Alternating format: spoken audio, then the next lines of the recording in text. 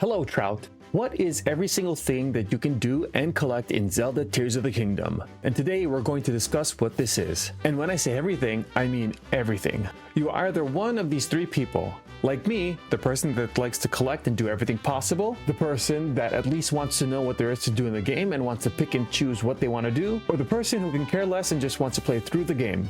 If you're the first or second person, I'm here to help. And if you're the third, I hope you're a little curious. What counts towards a true 100% to me are collecting things to the maximum and doing all things that are permanent. So things like cutting every single tree and making the whole map green don't count. I also don't count things that you can only get from glitches, like the no MSG Master Sword. So only the max of what the game intends to allow.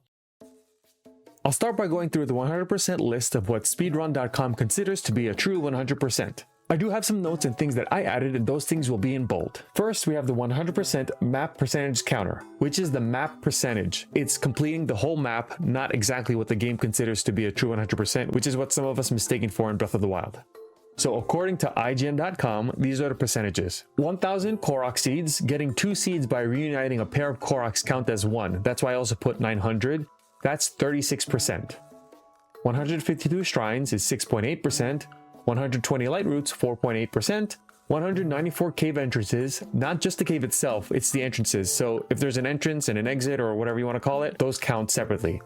7.76%, 58 wells, which is 2.32%, 35 chasm entrances. These do not include the wells that double as chasms, 1.4%, 15 skyview towers, which is 0.6%, 30 device dispensers, 1.2%, 14 forged weapon constructs and refineries, which is 0.56%, 12 Tears of the Dragon, 0.48%, 5 Great Fairy Fountains, this includes the Horse Fairy, which is 0.2%, the 12 Ancient Tablets, they must be deciphered from Wadsworth for them to appear on the map, 700 named locations, which some of them are 0.04% and some are 0.08%. The named locations are placed on the map that are not listed until Link visits that place and then their name appears on the screen.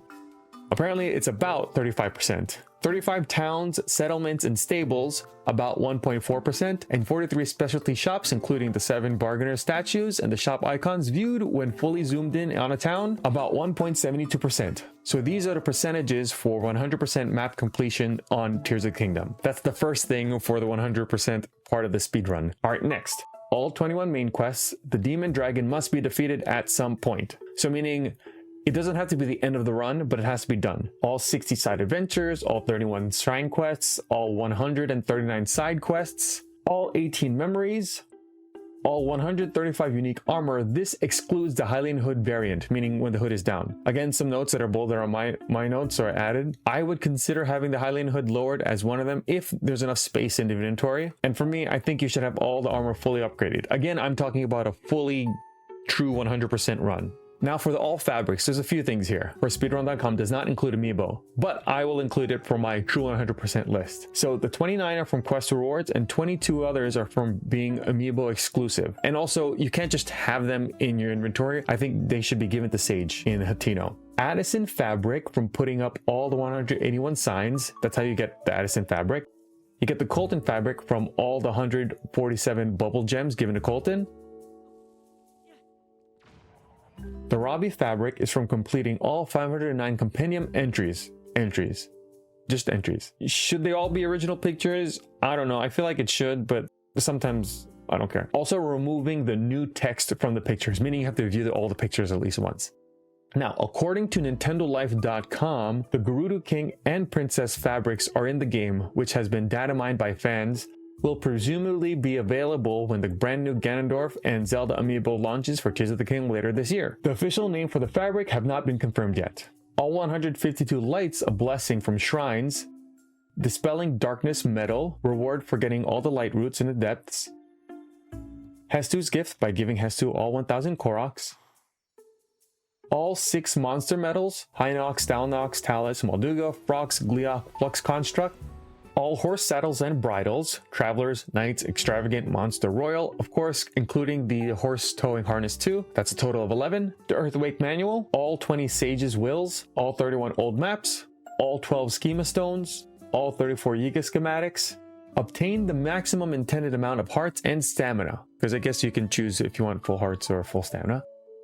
Obtain the maximum number of energy cells, 21 energy cells for 8 full batteries plus the 24 overcharged blue energy cells for 16 batteries worth of energy. Upgrade Sage's Vows into Solemn Vows.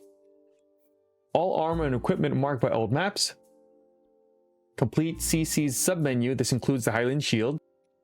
Complete the Bargainer Statues submenu. This includes Fire Rod, Magic Scepter, Magic Staff, Sword of the Hero, Bigoran Sword, Dusk Claymore, Fierce Steady Sword, Sea Breeze Boomerang, and the Sea Breeze Shield. And obtain all unique rewards for pony points. And as a side note that's on there, all Korok Seeds and Bubble Gems must be collected from their source, meaning you can't glitch to have maximum. Now we have a few things that I would add to this list. All character profiles, which is probably going to happen anyway, but remove the new. Enable all weapons, bows, and shield slots. I used to say you should collect all the unique weapons with the highest modifier, but that's off the list because you can buy them from the Bargainer Statues now, and you can upgrade the swords, bows, and shields from those Sakura rocks.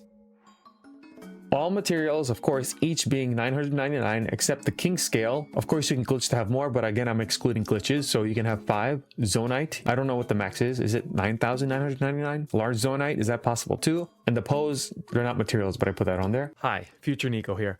I mentioned earlier about the 9,999 pose, if that's the maximum. Also, the energy crystals, which I didn't mention in this video, and I also didn't mention max rupees, so let's add that there too. All Zonite devices, they're 27 and 999 of each. List of recipes, 228 in total, and you need all of them to have 4 other recipes, so you don't need to combine all the possible recipes, but each recipe should have the 4 extra on their recipe menu. The power pad fully upgraded, so the camera, hero's path, the travel medallions. I'm assuming these things should be included in the 100% speedrun.com one, but I don't know. All's Well key item, reward for finding all wells on the map. Collect or use all sleepover tickets. I don't think this is necessary to collect nor use, but I'd like to know that you've done everything, you've gotten rid of them all, or you still have them all as a collection item. And all special controls, remove the new. Register all unique horses, Spot, that's Lester's horse, the Giant White Stallion, the Giant Black Stallion, the Royal White, Epona, and Zelda's horse. Fully upgrade all unique horses. You can do that with the Horse God Fairy. Buy all 18 rooms maxed out for Link's house. All overworld treasures, this includes the dog treasures. All shrine treasures, this includes, of course, all overworld treasures, but I'm including this because of the little check mark or the treasure symbol next to the shrine's name. All the decayed construct items, all the broken wagon items, you can get items from these things. Break all breakable permanent rocks. Some of the rocks won't respawn, at least I think so. There's some shrine by the Great Plateau. I hit them specifically and they haven't changed, so I think those are permanent rocks. Discover all weapons, meaning there will be no question mark on top of a weapon's name. Discover all roasted and frozen foods, that would be the same thing for the weapons. Perform each special action at least once so they appear at the top right corner. That's like when you do like the sneak strike for the first time or something like that, it appears at the top right of the screen. Drop all droppable ancient tablets. Drop all droppable ancient tablet islands. So those are the star islands. I don't know if you can take a picture of it without dropping. Some of them will drop, but they stay on the ground permanently, so I would drop all the ones that do drop. And I think this is the last one. Actually, there's one more thing that I just discovered as I was streaming, that there's this one guy that I talked to. After I talked to him, he gave me some food. So apparently there are some NPCs that you can talk to that give you food. So let's count getting everything from all the NPCs from whoever they are. I don't even know how to track that, but that should count. Speak to all NPCs at least once. The reason why this counts is because the name of the NPC won't show up on top of their head unless you've talked to them for the first time. I still think it's a little early to decide to make this my final list, plus there's a chance for a DLC to probably come out. So I think I've included everything, but you tell me if you think I missed anything. And are any of you crazy enough to try this or do this? Let us know in the comments your thoughts and how crazy and ridiculous you think this is. Also, this video will give you lots of tips and tricks for Tears of the Kingdom. Thank you so much for taking the time to watch this, and I'll see you next time!